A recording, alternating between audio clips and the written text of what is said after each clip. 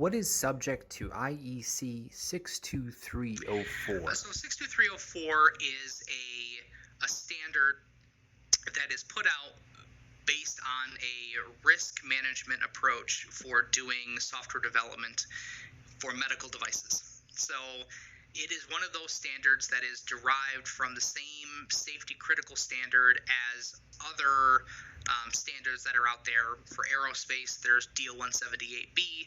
For automotive, there is the 26262 standard. These all kind of have the same goal in mind, is to make sure that there's a set of standards in place for doing your software development lifecycle.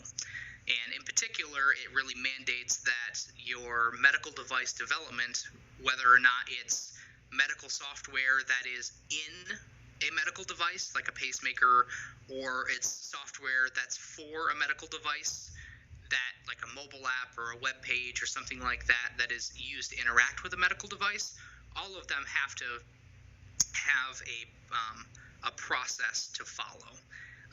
The IEC 62304 is not necessarily a process. It's a life cycle standard that requires you have a process to follow. And that process has to cover X, Y, and Z in order to be to meet all of those design criteria. How does IEC 62304 affect your approach to a project? So I think the approach really varies, but if you're considering a 62304 based project versus a non-62304 based project, based on the processes that you have to follow. So in a non-safety critical project, you don't necessarily have to generate the same documentation that you do for an IEC 62304 project. And you also don't have to go through a risk assessment like you do in a medical device project. So just like any other risk-based software development procedure, that's where you start, is you start with your risk assessment. And that really determines how much software can affect the patient or the environment. So can the software failure kill somebody? Can the software failure just inconvenience somebody? Or can the software failure really have no effect on safety at all? So based on what that risk level is, you have to follow more or less processes. So if you consider something that's not risk-based at all, if I'm going to develop an app for a wearable, there might be no risk at all, ever. So you would never follow the risk management processes and procedures. So the higher level that you go up in the risk management, you have to do more things. You have to generate more documentation. It's not just documentation. You actually have to think about what you're doing, and you have to architect your software accordingly.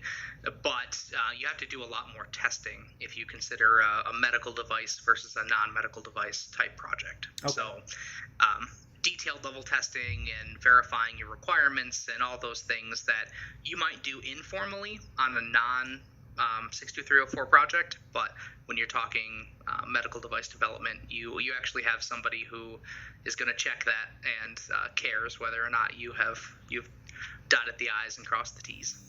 How do you mitigate risk in medical software? To mitigate risk in software development in general, but particularly on medical devices, the first thing that you really want to do is try and simplify your design.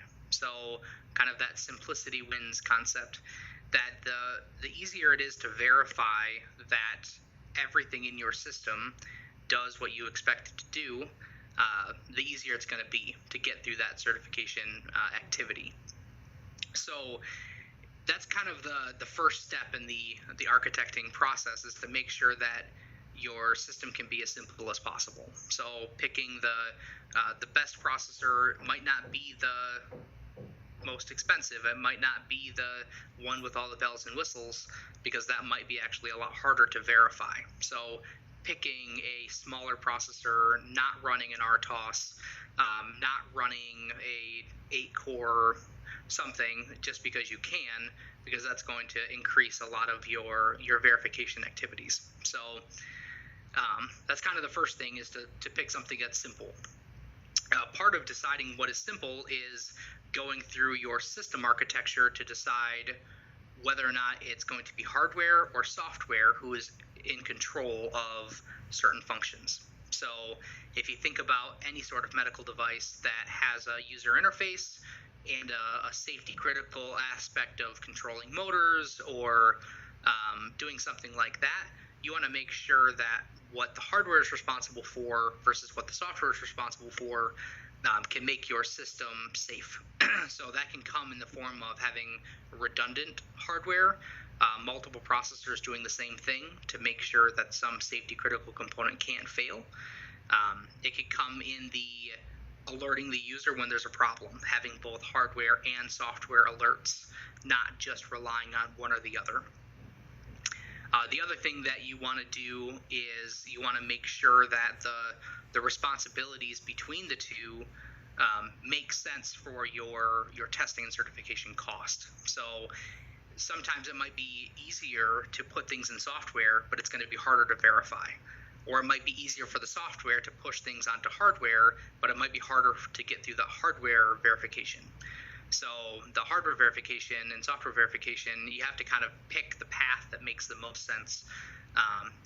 And it can also help you when you're designing the system to think about, when you're going through the risk assessment, where are those safety critical features? So back to the example of having a user interface and having a safety critical motor controller or something, you can have kind of whatever processor you want on the user interface because you're not going to have to go through as much verification on the user interface because it's not a safety critical component. But on the motor controller, you might have to pick a more simplistic processor or something that is a lot smaller and easier to verify, but it's a purpose-driven type solution. Now, sometimes you can't just keep adding components. You can't just keep adding processors. Sometimes you might not have physical room, or sometimes it's just not cost-effective to do that. So in more complex systems, sometimes you have to have that separation of concerns done in software.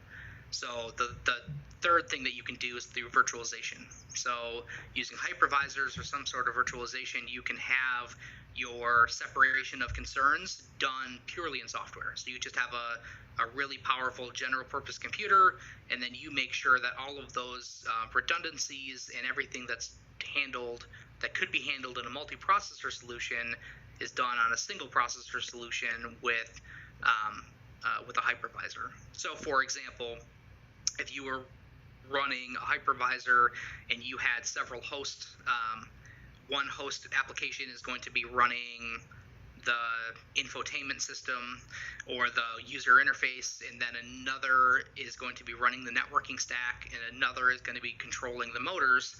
You could have those things isolated from one another in software. So they could talk to each other, but they couldn't affect one another as far as if the user interface crashes, it's not going to cause the motor to go off in the weeds and hurt somebody. So yeah, so that's really the kind of the design approach, is to make sure that your risk assessment is top down from the system, not just looking at software, not just looking at hardware, but finding the right solution to make sure that you can design the system that works for the customer and works for the patient, but it's also safe for the patient.